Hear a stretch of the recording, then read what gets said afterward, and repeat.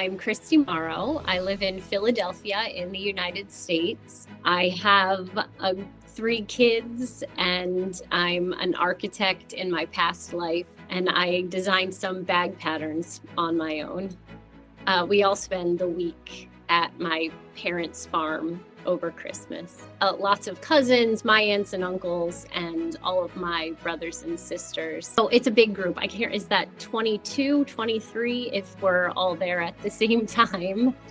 She might have been one of my dad's cousins or great aunts or something like that. Knit all of us Christmas stockings. And she probably made at least 20 of these, but I've made 17 that I recreated them for my family. So all of my siblings have the original ones from when we were little. And then I made one for each of my nieces and nephews and my children, and then my brothers and sisters-in-law. When I decorate my own house, I like to use plaid flannel. I decorate like the wreath that I would put on my front door with plaid flannel, and I don't really have a Christmas tree skirt. I just wrap plaid flannel around the bottom of my Christmas tree. And I feel like in one way I'm keeping my options open, that I can use it to decorate with, but then I can also sew something with it later. I like things that have a dark background and a little bit of red.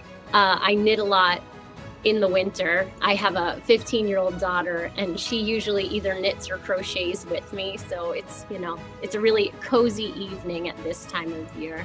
I feel like Christmas gets so crazy. I don't usually plan on making too many things. Certain people in certain neighborhoods have a lot of decorations and a lot of Christmas lights, and really over the top Christmas lights with like, full height characters out front and things coming across the street. There's a traffic jam of people trying to drive up this street during December.